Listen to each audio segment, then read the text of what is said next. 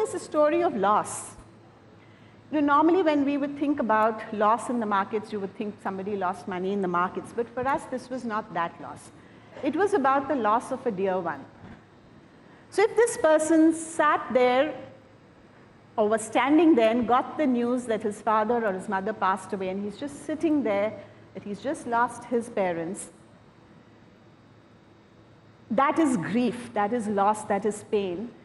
And what we said is, at a time like that, for us to give this investor the runaround and that he cannot claim the assets of his parents is just the most appalling thing possible.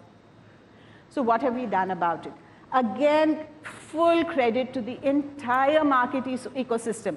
About 50 odd legal heads across the ecosystem sat together, arrived at a common set of documents that they will all accept. And now, if a person goes online and submits one set of transmission documents, death certificate, etc., across the entire market ecosystem, all mutual funds, all depositories, everything, you get, nobody will ask you for another document. So you have to be, this is what democratization is about, so that it's just easy for people even at a time like this. And if the regulator cannot empathize with loss, then of course we need to have our heads examined. Sorry. I do want to quote a few numbers. Shireen mentioned some. I love to quote Nandan. He's the, I would say, the guru for all things digital. And when he highlighted this, you can see the numbers there. The numbers themselves are not important. What we talk about the hockey stick effect at a company level, imagine this is the hockey stick effect at an ecosystem level. So the entire Indian ecosystem is one. It's not one company outperforming to deliver the hockey stick. It is the entire ecosystem that is able to deliver this. And therefore, the whole Sebi eases the know your client process by enabling online KYC, use of Aadhaar, etc. And look at the way in which that hockey stick effect is now achieved. And of course, the numbers show up that between 10 years ago, Nandan presented this last year. So what is the ratio of physical to digital forms? And on the back of this, the monthly systematic investment plans have multiplied by 6x. This number has gone up further since then. So it just shows that the hockey stick effect, when you really bring together the spirit of democratization, you can achieve it at an ecosystem level, not just as a company level. Mutual fund story is well known, and this is our favorite product for financial inclusion. So if you see the blue line, which is number of unique mutual fund investors, so deduped for PANs. So 10 years ago, we started with 1 crore. We're now at 4.4 crore. And the actual asset under management was 8 lakh crore, and we're now at 55 lakh crore. So it's just been a huge amount of growth again on the back of this whole democratization. This is my favorite slide. I use it quite often. When we think of the markets, invariably we all think of the share bazaar, let us say. But we have actually a very vibrant bond market. Now, people do not know this. People do not know this. So, two things I would like to say. Number one, some statistics. While the secondary market in bonds is not very active, and we're doing a bunch of stuff to try and improve that, in terms of the primary market, issuance, okay? If you look at the total bonds outstanding today and compare it to the total banking loans to the corporate sector, it amounts to 60%, which means for every 100 rupees that the banking system gives to corporate India, the bond market gives 60 rupees. Most people are not aware as how large that number is. Now, specifically in this slide, what I like to talk about is we are expecting this to grow much more. Because with the inclusion of the Government of India securities in the global indices, right, that's already happened, JP Morgan, Bloomberg indices, we can expect to see a large amount of foreign interest in our Government of India securities. And once the Government of India yield curve is established, investors automatically tend to come into our corporate bonds as well, because then you just benchmark off the Government of India yield and add the credit spread. So until you have that yield, people don't have that much interest in corporate bonds. So we should see a good amount of inflow in the corporate bond market. And that's when, as people tell me, now you won't need to have an Indian hero there. So I said, we'll definitely put Akshay Kumar there in the same natty suit. So that's our bond market. Some of the things that we are doing, and this is really important again from a democratization point of view, one of the things that people used to worry about every time the markets were dislocated, the bond markets, they would say liquidity dries up. And people are stuck. Now, you remember what I said about democratizing not just entry, but also exit. Something absolutely sparkling that this government has done, and it's gone relatively unnoticed, I feel sad about it, is something called the backstop facility, which the government has put in place with sovereign guarantee. Think about it.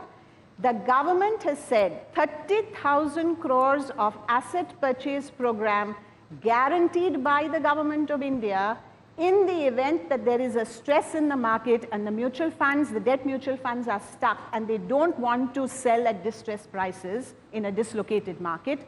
They have actually sanctioned that guarantee. And what that means is that the fear that some people have, that because the markets are not so liquid, tomorrow if there's a crisis and the market freezes up, what will happen? Well, the government has stepped forward and actually said, well, we will stand behind the bond market. So this was a very, very important step taken by the government to really facilitate the growth of the bond market and to protect the investors. The second thing which Sebi did was to create a very specialized institution called the RePO, Corporate Bond RePO Clearing Corporation. The reason this was important and what this slide is meant to demonstrate is the product was always there in the market. It was not getting used. And we realized that the exchanges who are focused on equity will never have the management bandwidth to focus, eat, dream, drink, breathe the bond market. So we created a whole new institution. And we were told, it's very hard to set up a new institution. Yes, it was hard, but it was created. And that, again, was a cooperative effort of the entire mutual fund industry. So, this is, every time I narrate these stories, as I said in ASCO, people cannot believe how much cooperation and collaboration exists in our ecosystem for people to come together to grow the market. So this is an institution, and I'm very proud to say, I believe in February, they crossed 10,000 crores of repo on corporate bonds. That's what focus brings. This is one of my favorite products for the future, REITs. I believe that there's just so much latent demand in our country for real estate.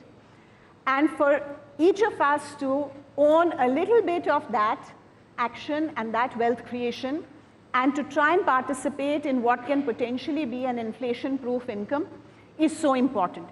Again, we have found that when we shared this vision with the industry and said that in order to retailize, in order to democratize REITs, we need higher levels of disclosure and compliance.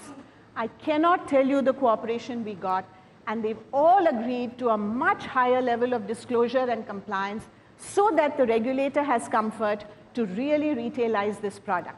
And of course, consequently, we went ahead and announced something called the small and medium REITs, which means that even assets as small as 50 crores, otherwise our threshold was 500 crores. So only the big boys were participating. We brought it down to a 50 crore asset, and we've reduced the investment size for just folks like you and us and everybody else to be a part of this entire area which is set to grow. Our own back of the envelope calculation tells us that over the next 10 to 15 years, the REIT, InvIT, and Muni bond market will be as large as our equity market today, 1 time GDP. That is our belief. So where is that growth going to come from? Where is the capital formation going to come from? This is what our belief is, that this little piece of heaven, this little piece of real estate, this little piece of infrastructure, democratized across millions and millions of people, is what is going to create the next 1 time GDP market for our country. I think one additional step that we took towards democratization of what we call the issuers. This was all about the investors. Now, what about the issuers? We recently inaugurated the listing of 5 NGOs on our social stock exchange. Again, many people told us it's not worked anywhere in the world. Why will it work in India, X, Y, Z? And our belief was no. A, we will make it work because we have the technology and we can take it far and wide. And B, we have again faith in our ecosystem, which has done so much. And therefore, we actually saw 5 NGOs listing together very recently last week as the first set of NGOs to list and make available a very transparent and trustworthy ecosystem for people to donate. So that's our social stock exchange in terms of creating democratization of issuers. Now, even a nonprofit can be an issuer. How do we achieve all this? And I'm often asked this question, and I think the answer is very simple. On the one hand, of course, technology. I mean, there's just no doubt about that. But the second is co-creation. You know, everything we do is co-created with industry.